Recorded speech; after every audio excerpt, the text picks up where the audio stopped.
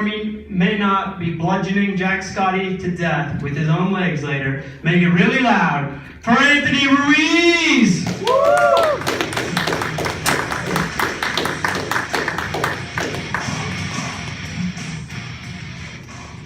What, just because I'm in a wheelchair, I get down with the sickness is my intro song?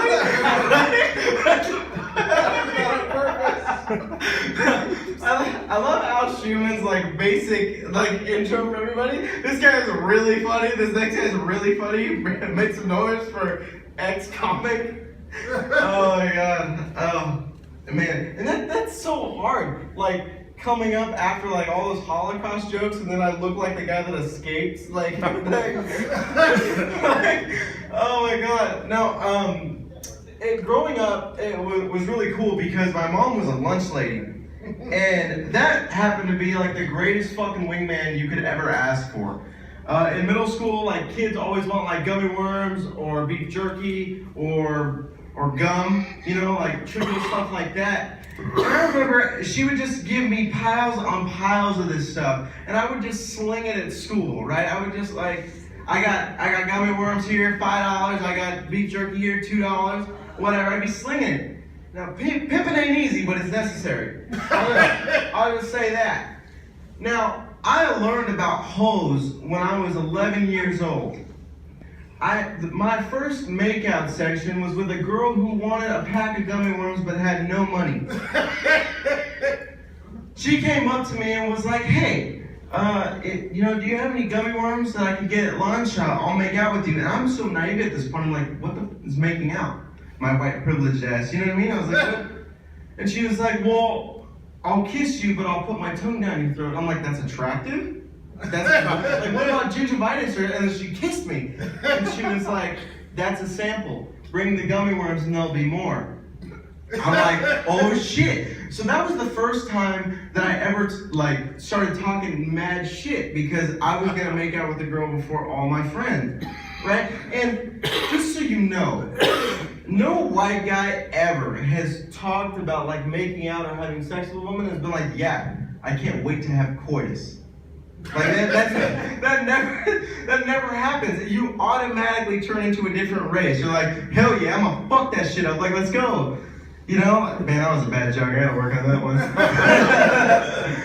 So I'm talking shit with my friends, and my complexion from this white guy to, I'm not gonna say a race because I don't want to be judged, but I'm like, yeah, guys, I'm gonna go make out with this girl, and they're like, oh, word? I'm like, it's doing that to you too?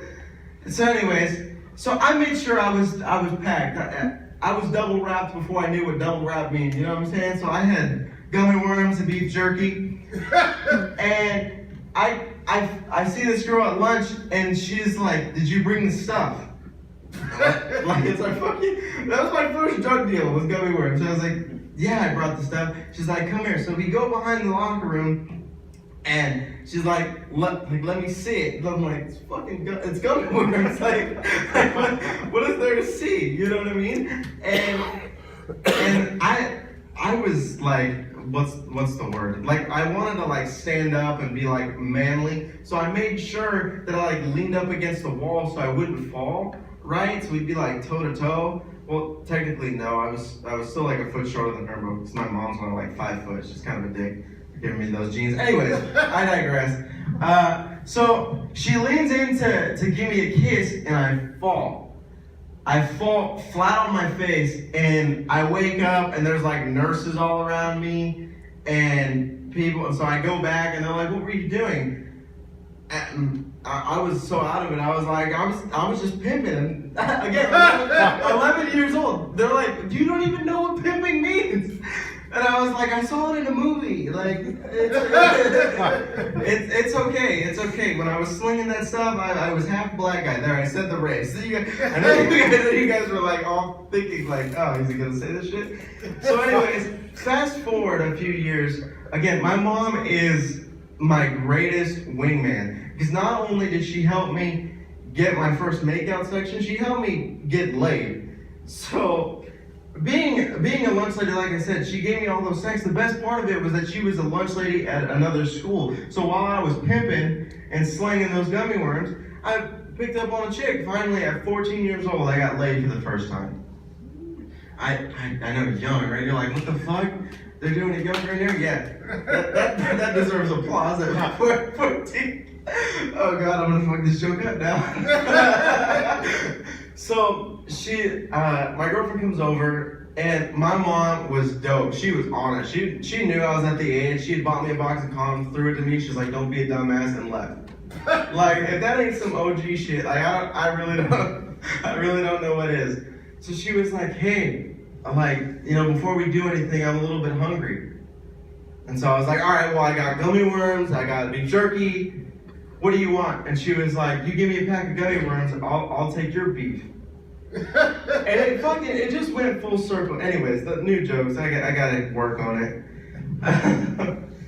But what's really cool about being in a wheelchair is I really understand everybody's standards. Like, no woman in a bar is like, I just feel like I want a guy that's 3 feet tall sitting down. I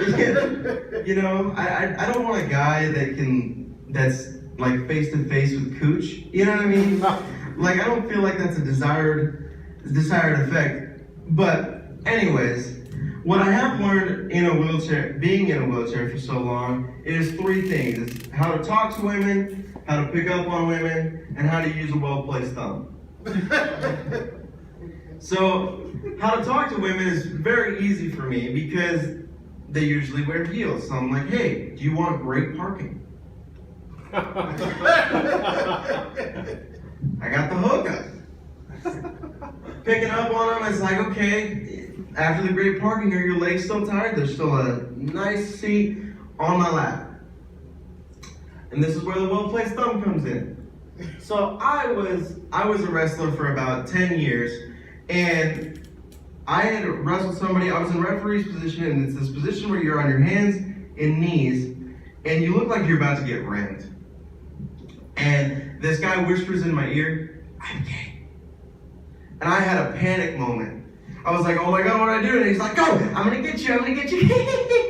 I was really uncomfortable. And as we're rolling around, he takes his thumb and puts it right up my butt. And I was like, ah.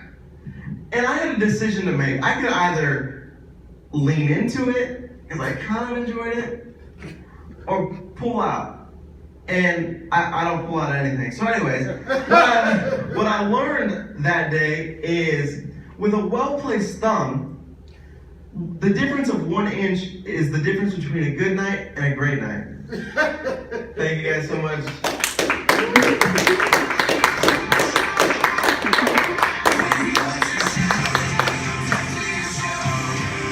One more time for Anthony Ruiz.